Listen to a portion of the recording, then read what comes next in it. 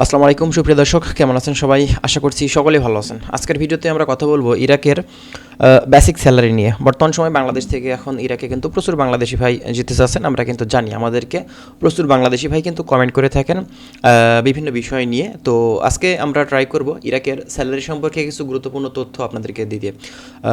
আমাদের কাছে কিন্তু আসলে বিভিন্ন ধরনের প্রশ্ন এসে থাকে। আমরা মানে আপনাদের যে প্রশ্নগুলো থাকে সেগুলো কিন্তু খুঁটিয়ে খুঁটিয়ে কিন্তু আসলে আপনাদেরকে বিষয়গুলো জানানোর কিন্তু চেষ্টা করি প্রতিনিয়ত।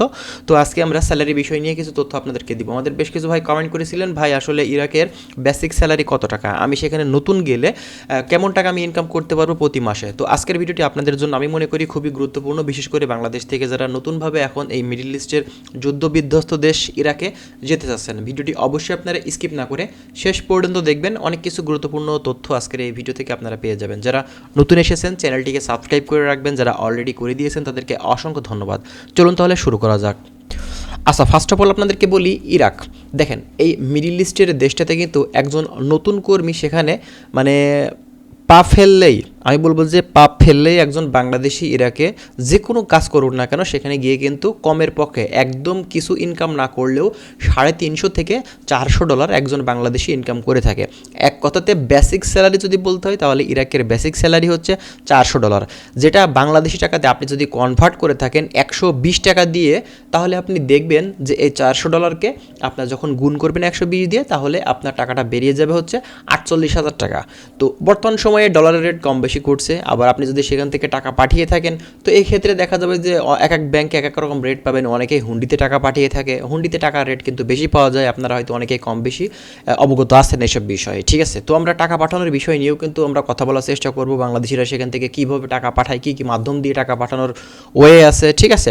তো বর্তমান সময়টাতে একজন সাধারণ কর্মী যদি ইরাকে প্রবেশ করে তো সেখান থেকে মূলত আপনার হচ্ছে $400 একদম সর্বনিম্ন ইনকাম কিন্তু তারা করতে পারে বাংলাদেশি টাকাতে, প্রায় 48 থেকে 50,000 টাকার ভিতরেই।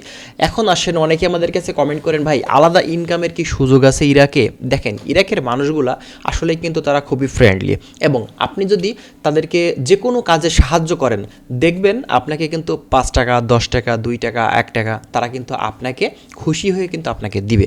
এটা শুধুমাত্র আপনার দেখা যাচ্ছে যে এটা যে কোনো কাজ হতে পারে, এটা যে কোনো কাজ হতে পারে। এক কথাতে আপনি ইরাকিদের যদি হেল্প করতে পারেন তাহলে আপনাদেরকে তারা কিন্তু খুশি হয়ে কিন্তু টাকা দিবে, ঠিক আছে?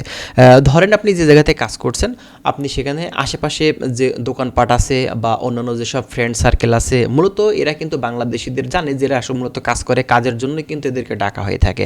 তো আপনাদের যদি কোনো প্রয়োজনে তারা ডাকে, এক্ষেত্রে অবশ্যই আপনাকে দিয়ে কাজ করিয়ে নিবে, কিন্তু আপনাকে তার বিনিময়ে তারা কিন্তু টাকা দিবে, ঠিক আছে? যাচ্ছে একজন ইরাকি তার বাসাতে একটু ক্লিন করা লাগবে, অবশ্যই তারা কিন্তু পরিষ্কার পরিচ্ছন্ন করতে এতটাও কিন্তু ভালোবাসে না, কিন্তু মূলত তারা পরিষ্কার পরিচ্ছন্ন দেখতে বা রাখতে কিন্তু পছন্দ করে, কিন্তু তারা নিজে করবে না, অন্যকে দিয়ে মানে আপনার হচ্ছে কর্মীকে দিয়ে কিন্তু তারা করিয়ে নেবে।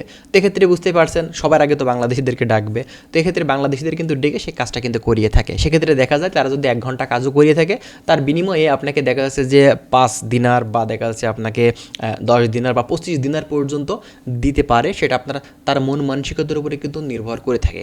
এগুলো কিন্তু এক্সট্রা একটা ইনকাম। তো আপনি মালিকের কাছে, মেন যে মালিক থাকবে সেখানে কিন্তু আপনি থাকা প্লাস খাবার এটা কিন্তু পেয়ে যাবেন। অনেকেই বললেন যে ভাই কোম্পানি থেকে আমি যেখানে যাচ্ছি তারা থাকা খাবার এগুলো দিবে কিনা? অবশ্যই দিবে। ইরাকে প্রতিটা কোম্পানি 100% কোম্পানি আপনার থাকা খাওয়া কিন্তু তারাই দিয়ে থাকে। কিছু কোম্পানি আছে তারা খাবার দেয় না, টাকা দিয়ে দিবে স্যালারির সাথে, আপনি সেটা কিনে তারপরে কিন্তু খেতে পারবেন, কোনো সমস্যা কিন্তু নেই, আপনি রান্না করে খাবেন কিনে, ঠিক আছে? তো এই যে বিষয়গুলা, এগুলা মূলত অনেকে আমাদের কাছে জানতে চাই, বিষয়গুলো খুঁটিয়ে খুঁটিয়ে কিন্তু জানতে চাই, ঠিক আছে?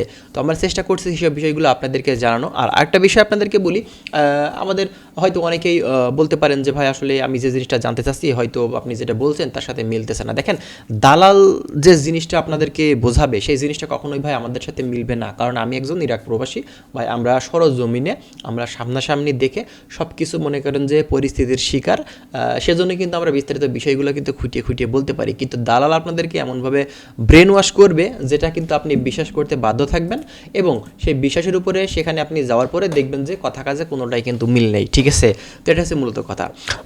আরেকটা ভাই আমাদেরকে বলেছেন যে ভাই আসলে যেহেতু ভিসার কোনো দাম নেই, আকামা করাই লাগবে, তো এই ভিসাটা মূলত দেয় কেন? দেখেন আসলে ভিসাটা কী কারণে দেয়, আপনি যে দেশে যাবেন না কেন সেই দেশে যেতে গেলে কিন্তু আপনাকে একটা ভিসা দরকার হবে। আপনি ভিসা ছাড়া তো আর যেতে পারবেন না। আপনি কি বাংলাদেশ থেকে ডিরেক্ট আকামা নিয়ে যাবেন? আপনার বাংলাদেশ থেকে আপনাকে আকামা করে দিবে? কখনোই না। আপনাকে তো ভিসা করা লাগবে। যে কোনো একটি দেশে যেতে হলে আপনার একটা ভিসা কিন্তু করার প্রয়োজন হয়ে থাকে, এবং ওই ভিসাটার কিন্তু নির্ধারিত একটা সময় থাকে। আপনি এই সময়টা পর্যন্ত এই দেশে থাকতে পারবেন। আপনার ওই দেশের গভর্নমেন্ট আপনাকে এতদিন পর্যন্ত থাকার মূলত আদেশ বা দেখা যাচ্ছে যে মানে আপনার কি বলে অনুমতি দিচ্ছে, ঠিক আছে? তো আপনি ভিসা তো অবশ্যই আপনাকে করতেই হবে, আপনি যে দেশে যাবেন না কেন। এখন কথা হচ্ছে আপনি সেখানে থেকে এবার কাজ করতে চাচ্ছেন, তাহলে কি করতে হবে? তাহলে অবশ্যই আপনার আকামা করতে হবে। আপনি যদি মালয়েশিয়াতে যান তাহলে আপনাকে সপ লাগানো লাগে। আপনি যদি সৌদিতে যান এক্ষেত্রে আপনার আকামা করা লাগে। মিডল ইস্টের যে কোনো কান্ট্রিতে যাবেন আপনাকে আকামা করা লাগবে। আপনি যদি ইউরোপের যে কোনো কান্ট্রিতে যান সেক্ষেত্রে আপনার কী করা লাগবে? টিআরসি কার্ড করা লাগবে, টেম্পোরারি রেসিডেন্সি কার্ড। তো এই যে ব্যাপারগুলো, এগুলো হয়তো অনেকেই এইসব বিষয়গুলো নিয়ে অবগত না, সে কারণে কিন্তু আমাদের কাছে জিজ্ঞাসা করে থাকেন। তো আপনি ভাই যাচ্ছেন, আপনাকে স্বাগতম। অবশ্যই আপনার ভিসা থাকলেও আপনার কিন্তু আকামা করতে হবে। আকামা না করলে আপনার ওই ভিসা দিয়ে কোনো কাজ কিন্তু হবে না, ঠিক আছে? এটা হচ্ছে মূলত কথা। তো যারা বলছেন যে ভাই আমাদের তো দালালে এমন এমন বলছে আকামা করে দিবে, তো ভাই আপনি এগ্রিমেন্ট করে যান, চুক্তি করে যান।